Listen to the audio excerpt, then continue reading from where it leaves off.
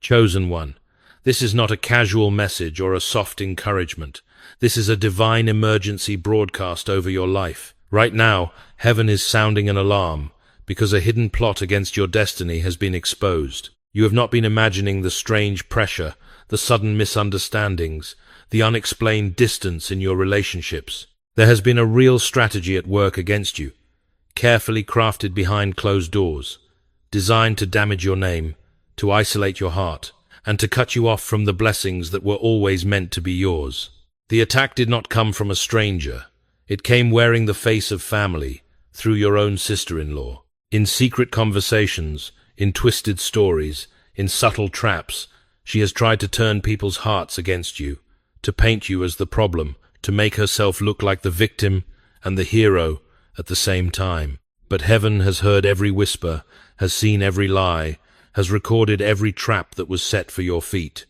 And I am here to tell you with prophetic clarity, the plot has failed. What was meant to bury you is about to reveal you. What was designed to shame you is about to announce you. Tonight marks a turning point in your story, a shift of seasons, a divine reversal that no human hand can stop. If something in your spirit is recognizing this word, I want you to respond in faith right now. Declare in the comments, "My story is turning," and type 777 as a prophetic sign that what the enemy started, God is now turning for your good. Like this message, subscribe if you have not yet, and share it with someone who needs a prophetic wake-up call. Because heaven is not speaking in general. Heaven is speaking directly to you, chosen one.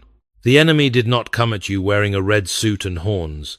He came wearing the familiar face of family, moving through the life of your sister-in-law. Behind polite smiles and casual conversations, she began to construct a story in which you were always the difficult one, the unstable one, the problem that everyone had to manage. In private rooms, over quiet calls, in messages that you never saw, she twisted your words, exaggerated your weaknesses, and carefully edited out your strengths. She took moments when you were tired, or honest, or vulnerable, and replayed them to others as proof that you could not be trusted. Bit by bit, she tried to poison the atmosphere around you, turning hearts away, so that when you walked into the room, you could feel something had shifted, but could not see why. This was not random drama. This was strategy. There were conversations where she sounded concerned about you, but the concern was a disguise for accusation. There were moments where she played the victim, hinting that you were harsh or cold or ungrateful, while in reality she was positioning herself as the misunderstood, long-suffering heroine of the story. And every time you tried to explain yourself, it seemed to backfire, as if the script had already been written against you. In his book, The Screwtape Letters, C.S., Lewis paints the picture of a senior demon, Screwtape, training his nephew Wormwood on how to slowly corrupt a human life, not only through obvious sins, but through subtle manipulations of thoughts, habits, and relationships, especially within the home. The genius of hell in that story is not loud, spectacular evil, but quiet distortion turning small irritations into deep resentments, and family misunderstandings into spiritual traps. That is the kind of tactic that has been operating against you. Not just lies about random events, but a deliberate attempt to reframe who you are in the eyes of the people closest to you, to disconnect you from honor, support, and blessing. You have been standing in the middle of a battlefield that looked like family tension, but in the spirit it has been an organized campaign to discredit your voice and suffocate your destiny. You are not crazy for feeling the pressure, the confusion, the sense that something unseen has been working against you. You have been under targeted fire, and heaven is now pulling back the curtain so you can see the strategy clearly and no longer agree with the lie that this is just how things are. Have you ever cried in the dark and thought, if I disappeared tomorrow, would anyone even understand what really happened to me? You wiped your face, straightened your shoulders, and walked out as if nothing was wrong, while inside it felt like your soul was bleeding out. People were hearing one version of the story, and it was not yours.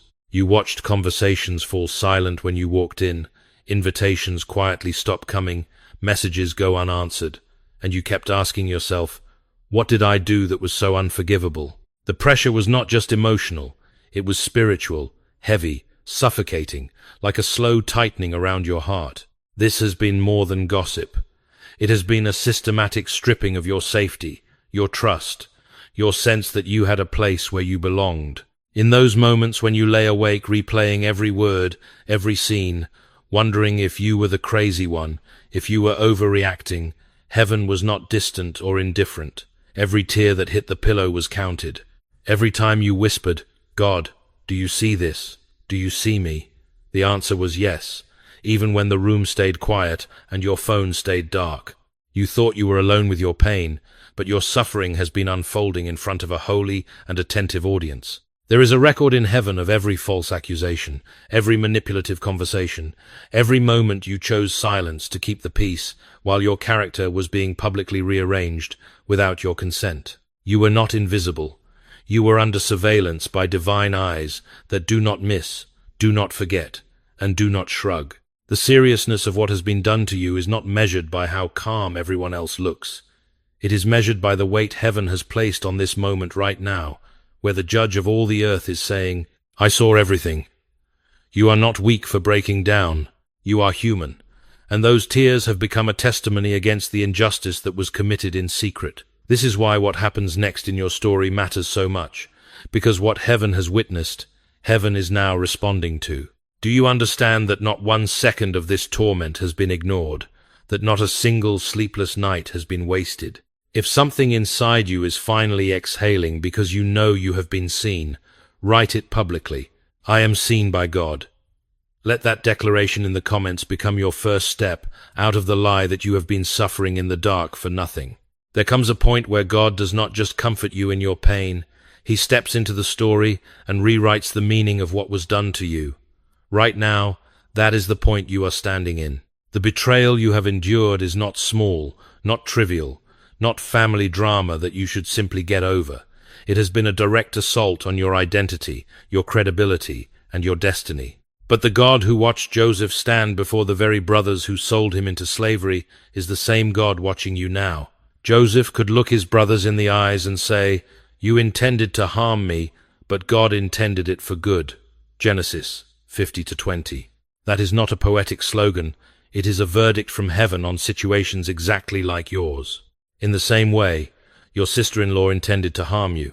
She intended to shatter your reputation, to isolate you from the people who should have stood with you, to choke out the flow of favor and provision in your life. But God has been quietly, relentlessly, intending it for good, bending every crooked detail toward a future you could not yet see. The very conversations that were meant to reduce you are going to become the backdrop that highlights how clean your hands actually were. The season that was supposed to make you bitter is going to make you unshakably discerning and compassionate. The room you were pushed out of is not the only room in the kingdom. God is preparing tables in places your accuser cannot control, with voices and relationships that are not built on lies about you, but on truth recognized in you. Chosen one, what was designed to bury your name is now being used to build a platform for your voice. C.S. Lewis once wrote, "God whispers to us in our pleasures, speaks in our conscience, but shouts in our pains." C.S. Lewis, The Problem of Pain. Your pain in this betrayal has been God's megaphone, not to humiliate you, but to wake you up to how serious your calling really is. If the enemy was willing to orchestrate this level of deception just to shut you down, it means there is a level of influence on your life that hell is terrified of. This reversal is not just about you feeling better. It is about you stepping into the position that all of this was secretly pointing to.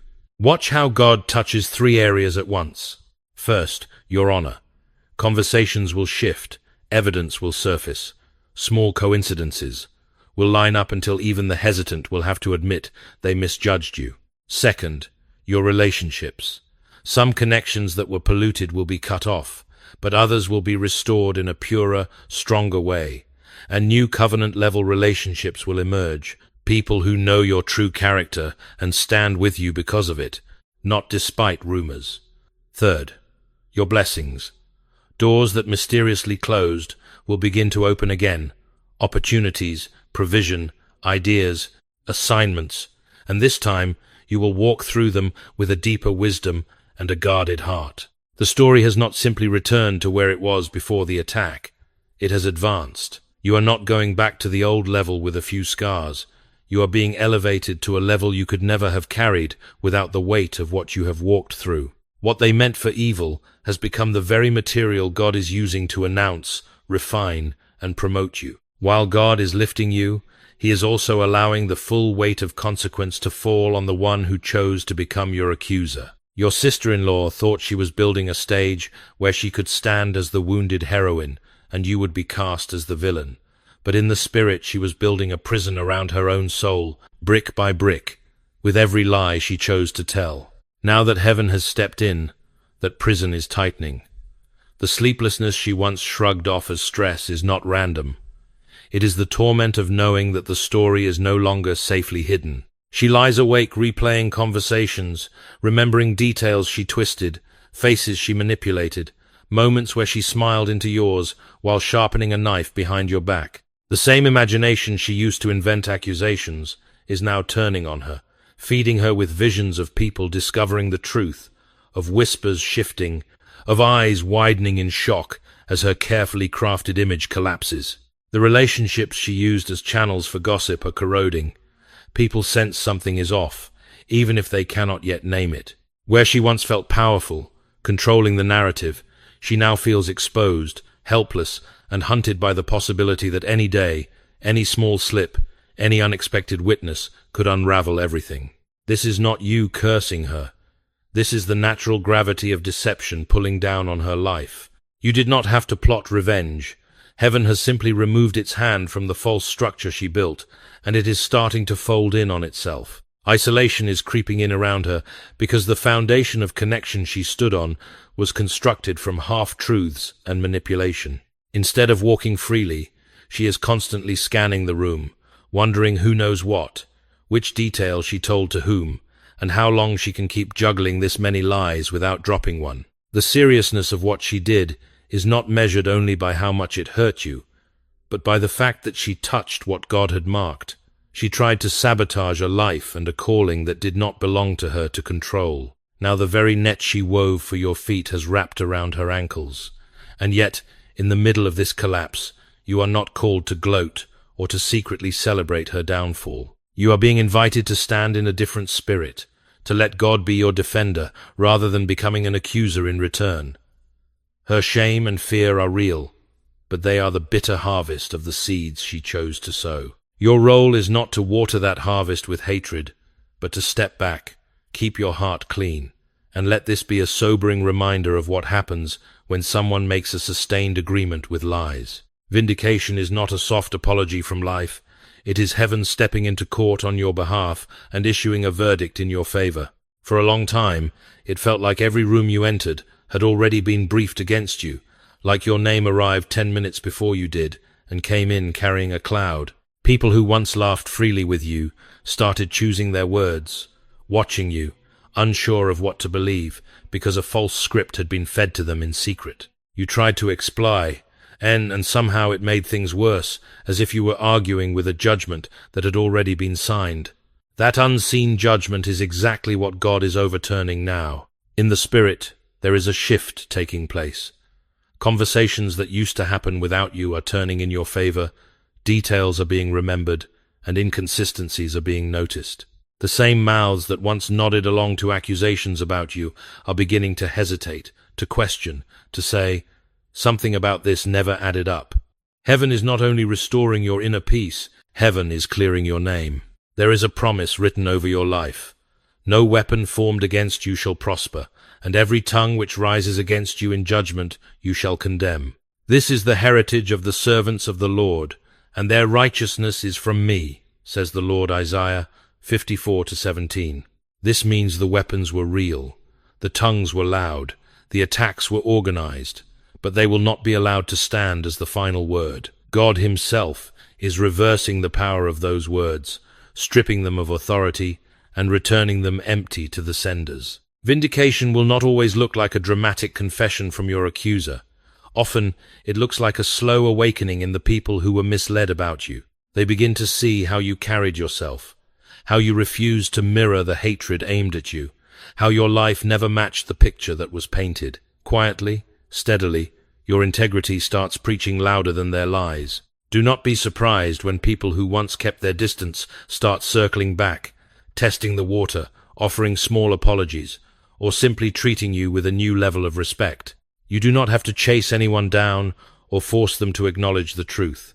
Your assignment is to stand in the identity God is reaffirming in you. Heaven has ruled in your favor, and when God calls you righteous, no human opinion has the right to name you anything less.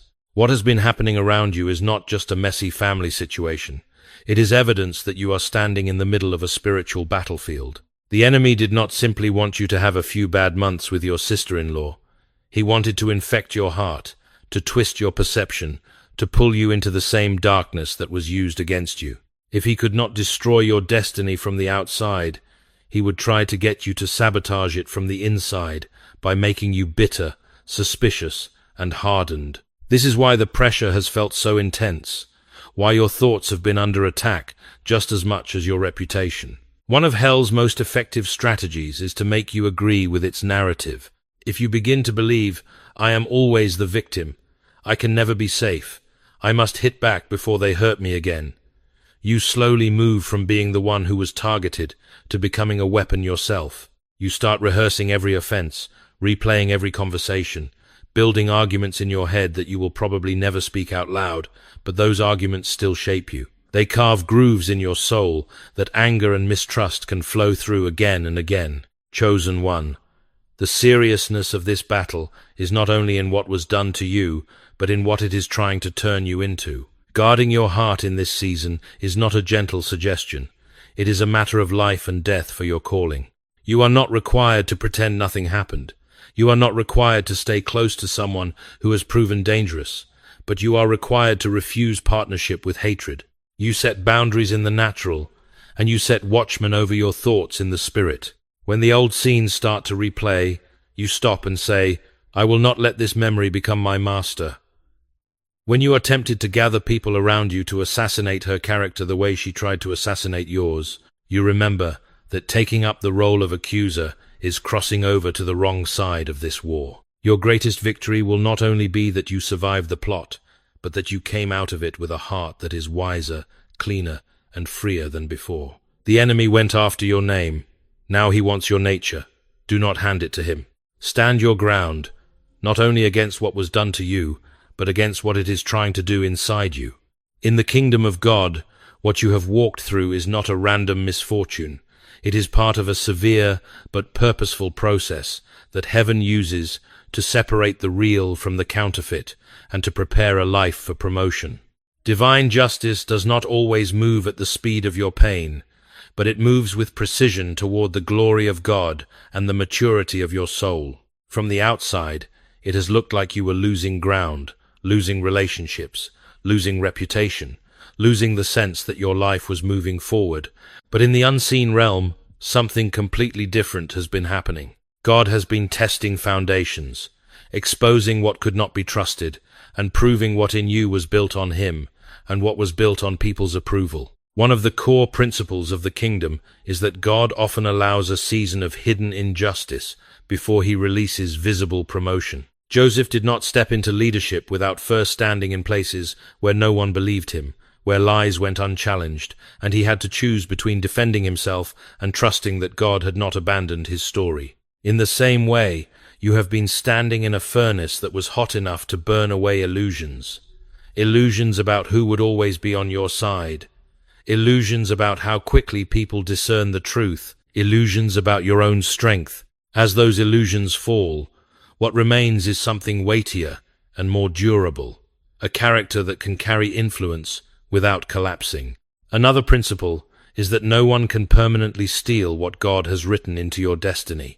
At most, they can create delays or detours, but even those become material in God's hands. He can take the very delay that was meant to discourage you and use it to deepen your wisdom, sharpen your discernment, and enlarge your compassion, so that when doors open again, you walk through them as someone who understands pain and can steward authority without abusing it. This is divine justice.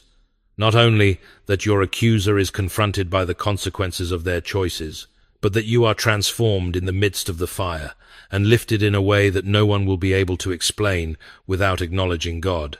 And this is divine promotion. You are not simply restored to your previous level. You are advanced into assignments, relationships, and spheres of influence that your old self could not have survived. The seriousness of what was done to you is matched and surpassed by the seriousness with which God is now building your future. This is not just recovery, this is reappointment. Now that heaven has exposed the plot and begun to reverse it, the question is not only, what is God doing, but what will you do from here? You cannot control what was said about you, but you can absolutely decide how you will walk from this day forward. First, you turn your pain into prayer instead of into poison. Every time the story replays in your mind and you feel that familiar surge of anger, instead of feeding it with more imagination, you consciously hand it to God. I refuse to let this wound define me. Use it to purify me, not to corrode me. That simple, repeated choice is how trauma stops being the center of your identity and becomes the raw material of your transformation. Second, you set clear boundaries in nature. Forgiveness does not require you to sit at the same table of intimacy with someone who has proven they will use access to harm you. You do not have to explain your every move or defend your every boundary. You simply begin to choose environments and conversations that protect the healing God is working in you, instead of throwing yourself back into the same patterns that broke you. Third, you refuse the temptation of secret revenge. The easiest thing in the world would be to gather your own circle and start dismantling her reputation the way she tried to dismantle yours. But by doing that, you would be stepping into the same spirit that attacked you. Instead, when you feel the urge to expose her to everyone, you choose one or two trusted, wise voices to process with honesty, and you let God deal with the larger audience. Fourth, you intentionally invest your energy into what God is opening, not what the enemy tries to close. Pay attention to the relationships that held steady, the new connections that feel clean and life-giving, the ideas and opportunities that begin to surface again. Rather than obsessing over who believed the lies, you pour your time into becoming excellent in the assignments and callings that are in front of you right now. Fifth, you seek wise counsel when needed. There is no shame in talking to a pastor, a mature believer, or a Christian counselor who can help you untangle the knots in your heart and your history. Sometimes what feels like just a family issue is actually a deep wound that needs skilled, spiritual, and emotional care so that it does not quietly rule your future. Finally, you build daily declarations that agree with heaven instead of with hell. I am not a victim, I am called. My name is being cleared. My heart is being healed. My future is protected. These are not empty affirmations. They are choices to align your mind with the verdict God has already spoken over you. This is how you cooperate with divine justice in practical ways, turning a season of attack into the training ground for a stronger, wiser, freer version of yourself. This is the moment where your private story becomes a public declaration, not of shame, but of victory. You are not the only one who has been attacked in secret, who has sat in a crowded room and felt utterly alone because a lie was sitting in your seat. All over the world, there are men and women who have been targeted in similar ways, and when one person stands up and says, God is reversing this, it ignites courage in others to believe the same. So I am inviting you into a corporate response, a unified act of faith that says, we will not quietly accept the sentences hell has tried to write over our lives. If this word has been confirming what you could not quite explain, do not stay silent. Open your mouth, use your hands, and agree with heaven. Write in the comments, no weapon formed against me will prosper. What was meant for evil, God is turning for my good. I am not a victim. I am a called and protected one. Let those words stand as a public contradiction to every private accusation that has been made against you. And if you know this message is for you, type 777 as a sign that the cycle of hidden sabotage is coming to an end and a divinely completed turnaround is being stamped over your story. Do not underestimate the power of joining your agreement to this moment. There is something that breaks in the unseen realm when you stop suffering in silence and start standing in identity. Like this message so it can carry further. Subscribe if you have not yet, so you do not walk this journey alone. Share it with someone you know has been under strange, unjust pressure, someone who needs to hear that heaven has seen and heaven is answering. This is not just content, this is a prophetic alarm clock, and right now it is ringing over you, chosen one, and over everyone who dares to believe that God is not finished with their story. Right now, I want you, wherever you are, to take a breath and let your heart become very still, because this is not just the end of a message. It is a moment of encounter. I am going to pray over you, and I want you to agree, out loud if you can, because heaven responds to agreement. Father, I lift up this one listening right now, the one you have seen in every hidden tear and every silent room. You have watched them be misrepresented, misunderstood, and mishandled, and you have never once turned your face away. I ask you now to move through their story with a depth that no human counseling session could ever reach. Go into the memories where their chest has tightened and their stomach has knotted, into the nights when they lay awake replaying words that cut them down, and begin to untangle the lies that tried to attach to their identity. Where the enemy whispered, "You are the problem, you are alone, you are unworthy of love," I ask you to thunder a different verdict. You are mine, you are seen, you are defended, you are called. Let your spirit wash through their mind, through their nervous system, through every place in their body that has carried stress and fear because of this battle. I speak peace over racing thoughts, rest over sleepless nights, and clarity where confusion has sat like a fog. Lord, I ask you to clear their name